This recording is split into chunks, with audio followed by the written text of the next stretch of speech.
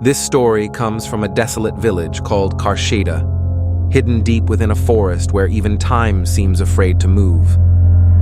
At the very edge of this village stands a hut, silent, rotting, always cloaked in smoke.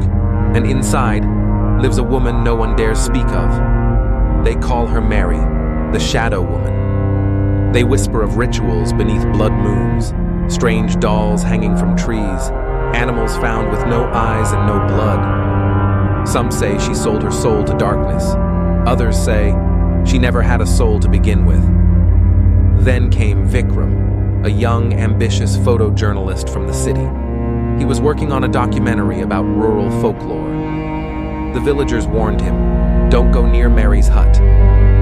"Superstition," he laughed, "just old people's tales." One night, camera in hand and curiosity burning, Vikram entered the forest. The trees closed in, the path darkened. He reached Merri's hut. The door, half open, as if waiting. Inside, dozens of dolls hung from the ceiling, bound in red thread, their eyes shut, sleeping or waiting. Then, a whisper behind him, "You've stepped into the web, and now the thread binds you." Vikram ran, but the next morning, a red thread was tied around his wrist, tight. He tried to cut it. It bled. He tried to burn it. It returned. And that night, the horror began. Night 1, shadows crawled across his walls. Not reflections, movements, watching. Night 2, his reflection moved before he did, and smiled, even when he didn't. Night 3, his voice vanished. He screamed, but only silence answered. A hum followed, low, ancient, and listening.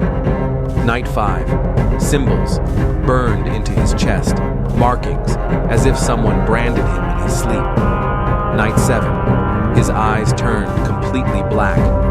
That was the last anyone saw of Vikram. Only his camera was found deep in the forest, and the last photo it took was of Merri standing behind him, one hand on his shoulder, her eyes bleeding. The villagers burned the photo, but those who saw it said her eyes followed them long after it turned to ash.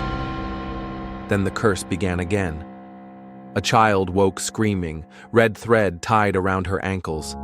A woman saw a still figure wrapped in crimson, watching from the woods. One traveler was found with his tent full of dolls, each one bearing his face. They say Merri weaves her dolls from hair and bone, that every thread is a soul, bound and sewn. If you find the red thread on your wrist, it means she's marked you. Your essence pulled into her ritual. You've been chosen. You may feel normal at first, but soon, your shadow will move on its own. Your reflection will smile when you shouldn't, and then you'll vanish. The cursed woman is still living in her hut in the shadow of forest, and a lot of people became haunted because of her spells and curse. Still today, no one dares to move towards her hut. If you want to know about more creepy mysteries like this, don't forget to like and subscribe.